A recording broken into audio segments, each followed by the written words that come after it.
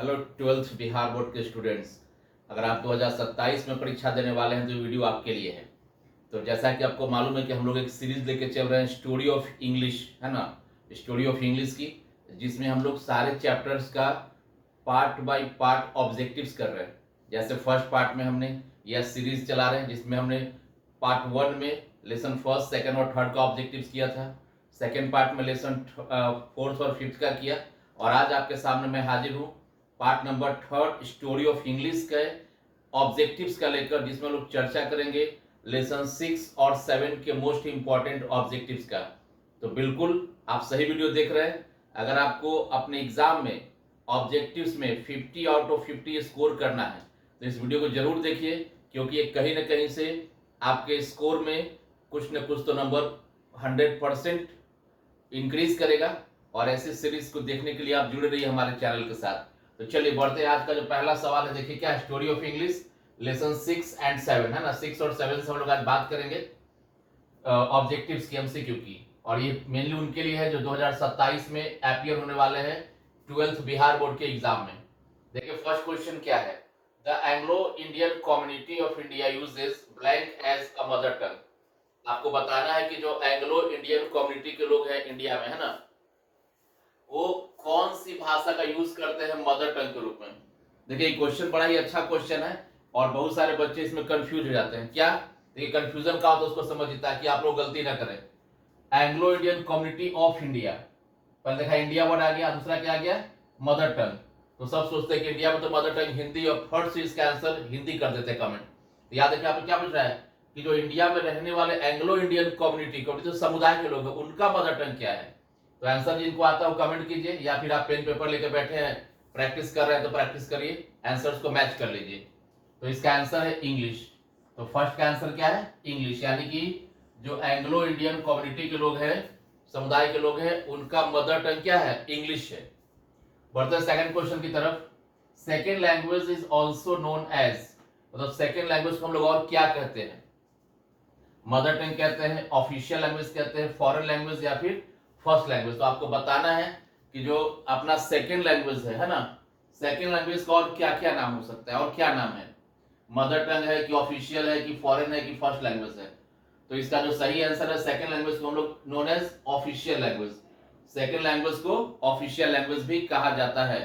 हाँ देखिए पिछले वीडियो में मतलब पढ़ाते पढ़ाते हो जाता है कि वो क्वेश्चन बड़ा ही आसान सा क्वेश्चन था, मैंने गलती से वहां पे मॉडर्न इसको टिक कर दिया। क्वेश्चन ये था कि ग्रेट वोवेल शिफ्ट कौन से पीरियड में हुआ है ना।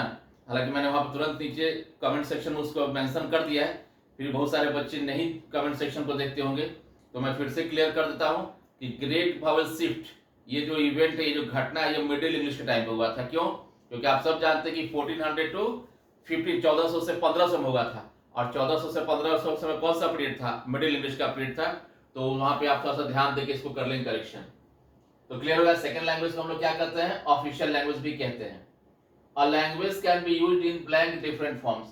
A language can be used यानी एक भाषा का प्रयोग आप कितने डिफरेंट तरीका से कर सकते हो किसी भाषा का प्रयोग। Options are 2, 3, 4, 5। तो एक भाषा का प्रयोग आप कितने तरीका से कर सकते हो। तो इसका जो करेक्ट आंसर है दैट इज 3। कौन सा, 3, यानी कि 3 तरीका से आप किसी भाषा का प्रयोग कर सकते हो। ठीक है, अब वो 3 तरीका कौन सा है सुन लीजिए। फर्स्ट लैंग्वेज, या उसी को हम लोग क्या कहते हैं, मदर टंग, क्या कहते हैं, फर्स्ट लैंग्वेज या मदर टंग, जिसको L1 भी कहा जाता है। दूसरा है सेकेंड लैंग्वेज या ऑफिशियल। देखिए अभी हमने बात किया था सेकेंड लैंग्वेज का एक और नाम क्या है, ऑफिशियल, इसको L2 कहा जाता है, L2 लैंग्वेज 2।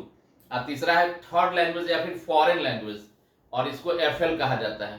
तो एक भाषा को हम लोग 3 तरीका से यूज कर सकते हैं, फर्स्ट लैंग्वेज, सेकेंड लैंग्वेज और थर्ड लैंग्वेज। फर्स्ट लैंग्वेज को मदर टंग कहा जाता है, सेकेंड को ऑफिशियल भी कहा जाता है, और थर्ड को फॉरेन लैंग्वेज कहा जाता है। L1 मतलब फर्स्ट लैंग्वेज, L2 मतलब सेकेंड लैंग्वेज या ऑफिशियल कहिए, और FL का मतलब फॉरेन लैंग्वेज। नंबर 4 है in India English is used as. देखिए हमने बोला ना कि भाषा का प्रयोग 3 तरीका से, तो इंडिया में इंग्लिश का यूज किस रूप में होता है, किस रूप का, मतलब कि मदर टंग है, या फिर सेकेंड लैंग्वेज है, या फिर फॉरेन लैंग्वेज है। तो याद रखिए इंडिया में इंग्लिश का यूज किस रूप में होता है,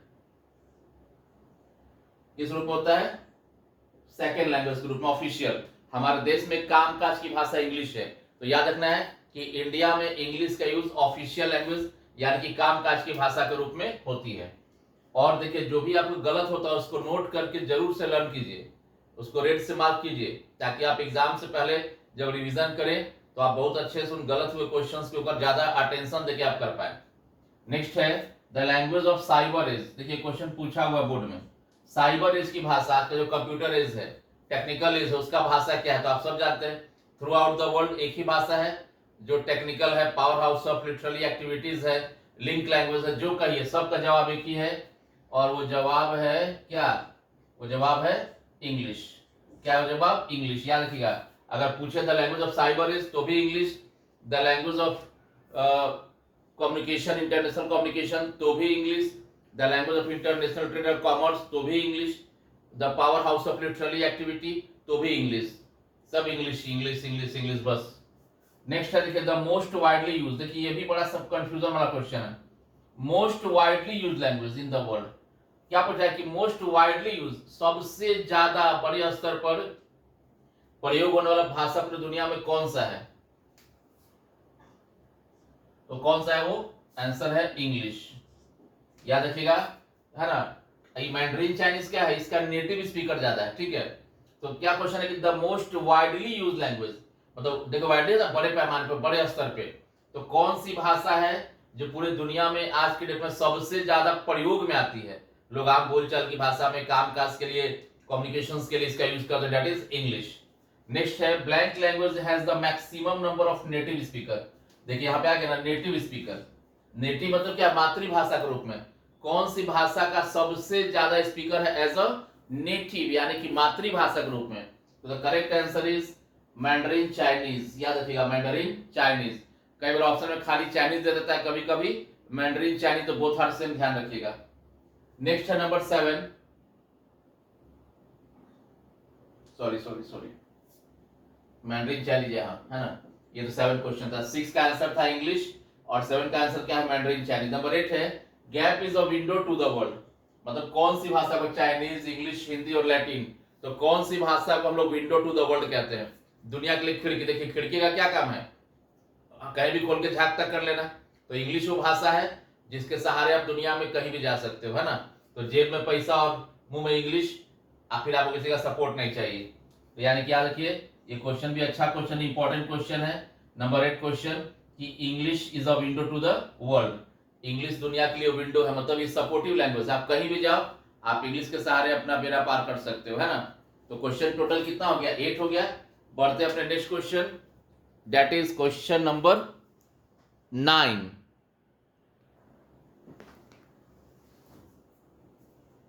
तो देखिए 9 क्वेश्चन क्या है, और ये क्वेश्चन कंफ्यूज करने वाला क्वेश्चन। देखिए एक दो क्वेश्चन इससे बड़ा कंफ्यूजिंग वाला है ना, कंफ्यूजन आपको क्रिएट करेगा, तो थोड़ा बच के रहिएगा। क्या है? Blank is spoken over a much larger area of the world then.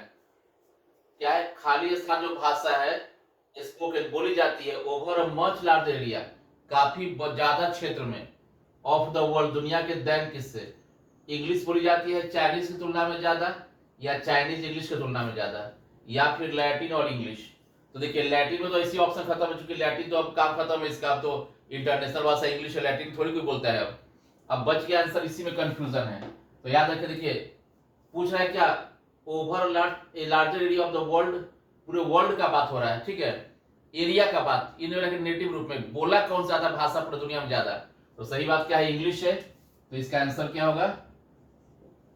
English बोला जाता है ज्यादा किसके तुलना में? चाइनीज भाषा की तुलना में। याद रखिए बहुत इंपॉर्टेंट क्वेश्चन है, कंफ्यूज उल्टा मत कर जाएगा। English is spoken over a much large area, यानी अंग्रेजी भाषा बोली जाती है काफी ज्यादा क्षेत्र में दुनिया के किसके? चाइनीज की तुलना में, क्योंकि चाइनीज भाषा तो चाइना में ही सीमित है ना, थ्रू आउट द वर्ल्ड वो स्पीकिंग उसका स्पोकन किया नहीं जाता है। देखिए next number 10, English is used as a blank language in South Africa. अब देखो एक बात याद रखना, जो लेसन 6 का ऑब्जेक्टिव है इसमें से बहुत चांस है, हमने बात किया था कि लैंग्वेज का यूज 3 तरीका से करते हैं, फर्स्ट लैंग्वेज, सेकंड लैंग्वेज और फॉरेन लैंग्वेज। तो आप बुक से अच्छे से याद कर लेना, या फिर जब हम लोग चैप्टर पढ़ेंगे और जब 2 नंबर के लिए वहां भी बात करेंगे, तो वहां पे याद करना कि कौन कौन से कंट्री में इंग्लिश का use as a first language है, कौन कौन से कंट्री में इंग्लिश का यूज सेकेंड लैंग्वेज के रूप में है, कहाँ कहाँ पे English as a foreign language है। क्योंकि हो सकता 2 नंबर में क्वेश्चन आ जाए कि name the countries where English is used as a first language और सेकंड लैंग्वेज और फॉरेन लैंग्वेज, या फिर ऑब्जेक्टिव जैसे मैंने दिया ना, कोई एक देश का नाम उठा के वैसे आपके एग्जाम में पूछ देगा। तो यहाँ पे कि साउथ अफ्रीका में इंग्लिश का यूज किस रूप में होता है, फर्स्ट, सेकंड, फॉरेन या फिर नन। याद में वहां पे फर्स्ट लैंग्वेज है, मदर टंग है, ठीक है। तो इंग्लिश का यूज साउथ अफ्रीका में किस रूप में है, फर्स्ट लैंग्वेज यानी कि मदर टंग के रूप में इसका यूज होता है। नंबर 11 देखिए, the language of international trade and commerce, अंतरराष्ट्रीय व्यापार, ट्रेड का मतलब क्या था, व्यापार, कॉमर्स वाणिज्य, डिप्लोमेसी, या फिर इंटरनेशनल स्पोर्ट्स मीट, या इंटरनेशनल जो एकेडमिक्स का है, साइंटिफिक राइटिंग का है। तो कुछ भी अगर ऐसा पूछे इंटरनेशनल कोई भी चीज देखे कि उसका भाषा क्या है, तो सीधा से आंसर क्या होने वाला है, इंग्लिश। तो याद रखिएगा, अंतरराष्ट्रीय ट्रेड और कॉमर्स की भाषा इंग्लिश है, डिप्लोमेसी की भाषा इंग्लिश है, इंटरनेशनल स्पोर्ट्स मीट का भाषा इंग्लिश है, एकेडमिक और साइंटिफिक राइटिंग का भाषा इंग्लिश है, window to the world English है, साइबर एज का भाषा इंग्लिश है, एयरपोर्ट्स पे ट्रैफिक कंट्रोल्स का भाषा इंग्लिश है। तो ये सब याद रखना है, सब का आंसर क्या होगा, इंग्लिश इंग्लिश इंग्लिश। नेक्स्ट है, in Malaysia English is used as, अब मलेशिया में इंग्लिश किस रूप में आता है, ऑफिशियल लैंग्वेज है, फॉरेन है, फर्स्ट और मदर। तो देखिए फर्स्ट और मदर तो दोनों सेम है, तो ये तो कभी होगा नहीं क्योंकि ऑप्शन में दिया नहीं कि दोनों फर्स्ट मदर एक ही बात होता है, बच गया फॉरेन और ऑफिशियल। याद रखिए मलेशिया में इंग्लिश का यूज होता है ऑफिशियल रूप में, किस रूप में, ऑफिशियल, यानी कि इसका आंसर क्या होगा, ए नंबर। तो याद रखिए मलेशिया में इंग्लिश का यूज ऑफिशियल, इंडिया के अंदर भी इंग्लिश का यूज ऑफिशियल है, सिंगापुर में भी ऑफिशियल है, तो ध्यान रखना अच्छे से। 13 है, इंग्लिश इज यूज्ड एज खालिस्तान लैंग्वेज इन जर्मनी और फ्रांस। मैंने 2 नाम दिया, जर्मनी, फ्रांस, सऊदी अरब है, इजिप्ट है, एरिट्रिया है ना, स्विट्जरलैंड है, यूएई है, इराक है, इजिप्ट है, चाइना है। तो इन सब देशों में इंग्लिश का यूज किस रूप में होता है, याद रखिएगा फॉरेन लैंग्वेज। तो जर्मनी और फ्रांस, यहां पर इंग्लिश का यूज किस रूप में होता है, फॉरेन लैंग्वेज। तो मैं फिर कह रहा हूं कि आप बुक से अच्छे से लर्न कर लेना कि इंग्लिश कहां कहां पे as a first language use होती है, कहां कहां पे एज अ सेकंड और कहां कहां पे एज अ फॉरेन। बढ़ते हैं next question, that is question number 14। By the blank century England had become a very powerful nation, मतलब किस सेंचुरी तक इंग्लैंड दुनिया का एक बड़ा ही पावरफुल नेशन, मतलब शक्तिशाली राष्ट्र बन गया था। By the 16th century, 17th, 18th और 20th। तो फटाफट आंसर को लिख लीजिए, कमेंट कीजिए कि इंग्लैंड कौन से सेंचुरी तक वर्ल्ड का one of the most powerful nation बन गया था। And the correct answer is number C, यानी कि by the 18th century England 18th century तक वर्ल्ड का एक बहुत ही पावरफुल नेशन बन गया था। तो हमने कंप्लीट कर लिया 14। तो चलिए बढ़ते हैं क्वेश्चन नंबर 15 की तरफ।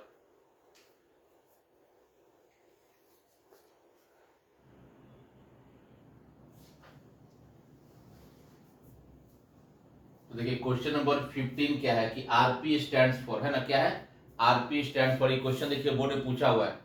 यहाँ पे जो क्वेश्चंस आपको दिख रहा है फिलहाल 20 तक, इसमें से 3 क्वेश्चन तो बहुत ही इंपॉर्टेंट है, तो अच्छे से ध्यान सुनिएगा। इसमें मैं क्या बता रहा हूँ, आउट ऑफ ये जो 15 से 20, इसमें से 3 questions most most most important है, ध्यान दीजिएगा।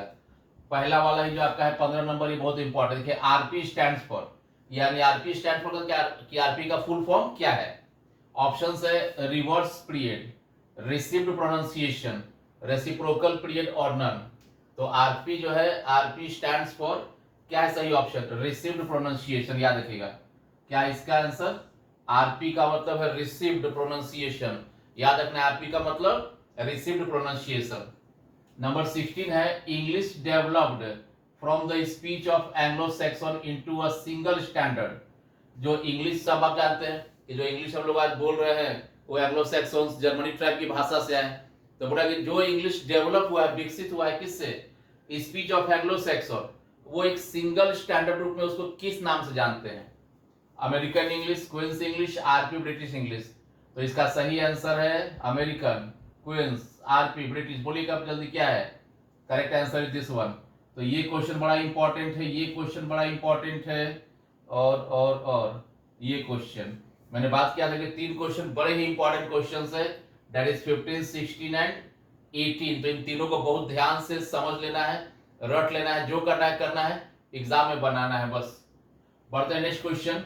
Eight first the new words came mainly from blank languages into the vocabulary of English language. देखिए आप सब जानते हैं कि दुनिया का सबसे इम्प्योर लैंग्वेज कौन सा है और उसका कारण क्या है, दोनों आप जानते हैं, है ना। तो यहाँ पे आगे चूंकि क्वेश्चन आएगा, जब मैं इसको डिस्क्लोज नहीं कर रहा हूँ, लेकिन बोल रहा है कि इंग्लिश के शब्दकोश में, इंग्लिश के वोकैबुलरी में सबसे शुरू में देखिए क्या, at first the new words came, जो नया शब्द आया था मेनली प्रमुख रूप से किससे, कौन से भाषा से इंग्लिश के शब्दकोश में, अफ्रीकन, यूरोपियन, एशियन और ब्रिटिश। तो इसका सही आंसर है सबसे पहले यूरोपियन भाषा से इंग्लिश के शब्दकोश में नए नए वर्ड्स शामिल हुए थे। 18 है standard British English speech. Standard British English speech is known as, इसको क्या कहा गया है, अमेरिकन, क्वींस, आरपी और इंडियन इंग्लिश। तो इसका आंसर है आरपी, रिसीव। देखिए ब्रिटिश इंग्लिश, इसका जो ट्रिक है वो क्या है, देखो ब्रिटिश इंग्लिश, तो ब्रिटिश क्या किया गया, रिसीव किया गया, ग्रहण किया गया, सब लोगों ने ग्रहण किया, तो इसका आंसर क्या है, आरपी। नंबर 19 है gap is the most impure language of the world. तो आप सब लोग जानते हैं कि दुनिया का सबसे अशुद्ध भाषा कौन सा है, सबसे अशुद्ध भाषा कौन सा है, इंग्लिश। कौन सा है, इंग्लिश, याद रखिएगा। और अशुद्ध क्यों है, देखिए the blank of English language had made it the most impure glorious language of the world. यानी कि कौन सा वो बात था जिससे इंग्लिश को दुनिया का सबसे इम्प्योर भाषा बना दिया। ऑप्शन है borrowing habit, speaking habit, grammatical error या नन।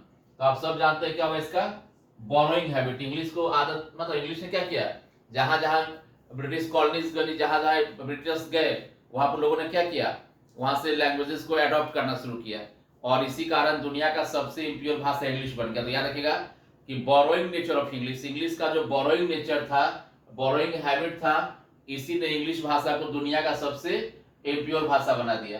तो हमने 20 क्वेश्चन तक कर लिया है, और फिर से कह रहा हूं 15, 16 एंड 18 ये 3 क्वेश्चन काफी इंपॉर्टेंट क्वेश्चन है। इसको अच्छे से आप नोट कर लेंगे, याद कर लेंगे, समझ लेंगे, जो करना है करेंगे, लेकिन एग्जाम में आएगा तो पक्का बना के आना है। तो चलिए बढ़ते हैं अपने next question, that is question number 21 की तरफ बढ़ते हैं।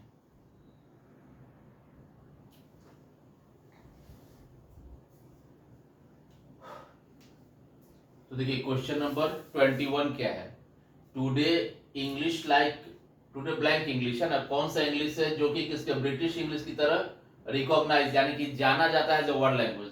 जैसे आज है ना, जब हम लोग बात करते हैं world language, English, English world language है, तो रियल में कौन सा इंग्लिश का बात करते हैं, और ब्रिटिश इंग्लिश का ही बात करते हैं। तो देखिए आप बोला कि आज के टाइम पे वो कौन सा इंग्लिश है जो लगभग लगभग ब्रिटिश इंग्लिश के इक्विवेलेंट, समतुल्य आ गया है। तो today blank English like British English is recognised. Recognise का मतलब जाना जाता है as a world language. Indian English को जानते हैं वर्ल्ड लैंग्वेज के रूप में, अमेरिकन, कैनेडियन और नाइजीरियन। तो इसका सही आंसर है अमेरिकन इंग्लिश। याद रखिएगा कि आज के टाइम पे अमेरिकन इंग्लिश बड़ा फास्ट ग्रो कर रहा है, और ये वर्ल्ड में आज एक एज अ इंटरनेशनल लैंग्वेज इसको भी रिकॉग्नाइजेशन मिल रहा है, इसको पहचान मिल रही है। याद रखिएगा किसकी तरह, ब्रिटिश इंग्लिश की तरह। नेक्स्ट है Indian English is closer to the blank English. देखिए क्लोजर का मतलब क्या, मिलता जुलता। तो हमारा जो इंडिया का इंग्लिश है किससे मिलता जुलता है, तो बिल्कुल कॉमन सेंस का क्वेश्चन है। क्या क्वेश्चन है ये, क्योंकि देखिए इंडिया में कौन बोलते ना, अंग्रेज चले गए, अंग्रेजी छोड़ गए, अंग्रेज अंग्रेजी ले आए, यानी कि हमारा इंग्लिश किससे मिलेगा, अंग्रेज से। अंग्रेज का मतलब ब्रिटिशर्स से। तो इसका देखिए ऑप्शंस क्या हो जाएगा सही, याद रखिएगा कि इंडियन इंग्लिश क्लोजर, क्लोजर का मतलब मिलता जुलता। तो इंडियन इंग्लिश किससे मिलता जुलता है, तो याद रखिए किससे, ब्रिटिश इंग्लिश से मिलता है। नेक्स्ट है Nissim Ezekiel was a famous writer of English. ये जो निसिम इजिकल थे वो फेमस राइटर थे इंग्लिश के, किस चीज के, नॉवेल्स के, शॉर्ट स्टोरीज के, पोएट्री के, या फिर ड्रामा के। तो देखिए Nissim Ezekiel was a great poet, है ना, तो इंग्लिश पोएट्री के ही होंगे वो। तो क्या थे, famous writer of English poetry. याद रखिए Nissim Ezekiel was a great poet, English poetry के वो फेमस राइटर थे। American English and British English are same है कि डिफरेंट, देखिए दो ही ऑप्शन दिए, बिकॉज यहाँ पे आपको आइडिया आपको देना था कि कॉन्सेप्ट आपका सही से रहे, फिर ऑप्शन 2 रहे, अच्छा 500 ऑप्शन आप सही से चुन ही पाएंगे आराम से। यानी अमेरिकन इंग्लिश और ब्रिटिश इंग्लिश दोनों आपस में क्या है, सेम है कि डिफरेंट है, तो बता दो कि दोनों क्या है, डिफरेंट है। क्या है, दोनों डिफरेंट है। कैसे डिफरेंट है, किस रेस्पेक्ट में डिफरेंट, ये भी इसी वीडियो में आपको मालूम पड़ जाएगा। तो याद रखना अमेरिकन इंग्लिश और ब्रिटिश इंग्लिश दोनों आपस में क्या है, डिफरेंट है, अलग है। और हम लोग का इंग्लिश, इंडियन इंग्लिश किससे मिलता है, ब्रिटिश इंग्लिश से। बढ़ते हैं next question, that is question number 25। Indian English has developed, देखिए बड़ा इंपॉर्टेंट क्वेश्चन है, बहुत कंफ्यूज करता है। 25 को मार्क करना इंपॉर्टेंट क्वेश्चन है ये। देखिए इंडियन इंग्लिश हैज डेवलप्ड, यानी कि अंग्रेजी जो हमारा इंग्लिश है उसने डेवलप किया, विकसित किया है, और डिस्टिंक्ट सेट, एक स्पेशल कुछ खास set of words, sentence patterns, मतलब हमारे इंडियन इंग्लिश में भी कुछ अलग अलग वर्ड्स और सेंटेंस पैटर्न को डेवलप किया गया है, दैट डू नॉट एग्जिस्ट, जो कि नहीं है। कौन सी इंग्लिश है, ब्रिटिश के अमेरिकन। अब देखिए इसमें क्यों बोले इंपॉर्टेंट है, बच्चा क्या सोचता है कि हम लोग का इंग्लिश और ब्रिटिश से मिलता जुलता है, यानी कि किसमें नहीं होगा, अमेरिकन, लेकिन नहीं, गलत बात है। इसका सही आंसर ब्रिटिश, ऐसा नहीं है। ब्रिटिश लोगों से हम लोग इंग्लिश अडॉप्ट किया, सीखा, उनका ही आने से इंग्लिश हमारे यहाँ पे आया, लेकिन फिर जब लोग चले गए तो हम लोगों ने अपना बहुत सारे इंग्लिश का वर्ड सेंटेंस पैटर्न को डेवलप किया, जो कि ब्रिटिश इंग्लिश में नहीं है, मतलब उनका हम लोग कॉपी नहीं है, हम लोगों ने बस उनसे सीखा, और सीखने में कोई बुराई है नहीं। नेक्स्ट क्वेश्चन है the poem goodbye party for Miss Pushpa TS, याद है ना, पुष्पा झुकेगा नहीं, वही वाला है ना। तो इसके राइटर कौन है, goodbye party for Miss Pushpa TS written by, याद रखिए उसके राइटर का नाम क्या है, निसी म्यूजिकल, याद रखिएगा। जो 23 है यही इसका आंसर है ना, निसी म्यूजिकल। तो निसी म्यूजिकल ने लिखा था goodbye party for Miss Pushpa TS. Next देखिए 27 और 28, 27 28 में मैंने आपको ये बता दिया, इसमें कोई ऑप्शन नहीं दिया कि आप ऑप्शन से करो, सीखने वाला चीजें याद रखिएगा। द टू मेन इफेक्ट, जो दो मुख्य प्रभाव था, वर्ल्ड वाइड, पूरी दुनिया में, स्प्रेड ऑफ फैला, यानी कि वर्ल्ड वाइड स्प्रेड, पूरी दुनिया में जो इंग्लिश फैला, उसका दो मेन इफेक्ट, दो मेन प्रभाव क्या क्या पड़ा। एक है न्यू इंग्लिश से आया, क्या आया, न्यू इंग्लिश से आया, और दूसरा new national varieties of English, और इंग्लिश का नेशनल वेराइटी, राष्ट्रीय भाषा के रूप में भी इंग्लिश बहुत जगह पर आया। तो याद रखिएगा इंग्लिश जो वर्ल्ड वाइड फैला, उसका दो मेन फायदा हुआ, एक तो न्यू इंग्लिश आया, और दूसरा न्यू वेराइटीज ऑफ इंग्लिश, यानी कि इंग्लिश बहुत सारे देश में राष्ट्रीय भाषा के रूप में उभर कर सामने आई। अब देखिए न्यू इंग्लिश का मतलब क्या है ना, कि ऐसे देश जहां पे इंग्लिश का use as a mother tongue नहीं होता था, वहां भी इंग्लिश आ गया, जैसे इंडियन इंग्लिश, नाइजीरियन इंग्लिश। और नेशनल वेराइटी के रूप में कहाँ क्या पे आ गया, जैसे आप ऑस्ट्रेलिया में इंग्लिश आ गया, Australian English, Nigerian English, sorry Canadian English, American English, ये सब क्या है, नेशनल वेराइटीज ऑफ इंग्लिश है, याद रखिएगा। अमेरिकन, ऑस्ट्रेलियन, कैनेडियन, ये सब क्या है, नेशनल वेराइटी ऑफ इंग्लिश आया। और न्यू इंग्लिश में क्या है, इंडियन इंग्लिश, नाइजीरियन इंग्लिश। और लास्ट है British English and American English are different. देखिए यहाँ पे पढ़े थे ना कि दोनों क्या है, डिफरेंट है। यहाँ पे देखिए 24 में American and British English are different, तो कैसे डिफरेंट है, तो देखिए डिफरेंट है ग्रामर के हिसाब से भी जो अलग अलग है, स्पेलिंग्स भी अलग अलग है, और वर्ड्स का भी यूज वहां पे अलग है। इसको याद रखिएगा कि अमेरिकन और ब्रिटिश इंग्लिश दोनों आपस में अलग है, पहला तो बात ये, और किस रेस्पेक्ट में, किस टर्म में अलग है, तो ग्रामर के टर्म में भी अलग है, ग्रामर भी दोनों का अलग अलग है, स्पेलिंग्स भी अलग है, और वर्ड का यूज भी वहां पे डिफरेंट डिफरेंट है। तो ये था दोनों चैप्टर का मिलाकर ऑब्जेक्टिव 28। तो जाते जाते आप जरूर कमेंट करें कि वीडियो का ये सीरीज कैसा लग रहा है आपको बेनिफिट हो रहा है कि नहीं आपके। और मैं आपको ये एश्योर करता हूं कि अगर आपने ये पूरा सीरीज को अच्छे से देखा तो 110% आपके स्कोर बहुत ही बेहतर होने जा रहे हैं, यकीन मानिए, क्योंकि आप इंग्लिश विद विपुल सर के साथ जुड़े हुए हैं, जहां पे पूरी ईमानदारी से realistic questions, exam oriented questions हम आप लेके आते हैं, और एक भी सवाल छूटता नहीं है। और हम लोग बस एग्जाम ओरिएंटेड, बार बार याद रखिए, पढ़ना है उतना, परीक्षा में पूछेगा जितना, ना उससे ज्यादा और ना उससे कम।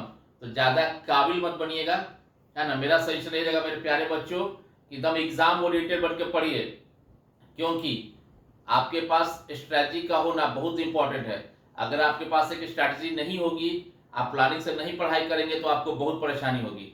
आप कितने तेज है ये मायने नहीं रखता है, उस तेजी का उपयोग किस तरीका से करते हैं वो मायने रखता है।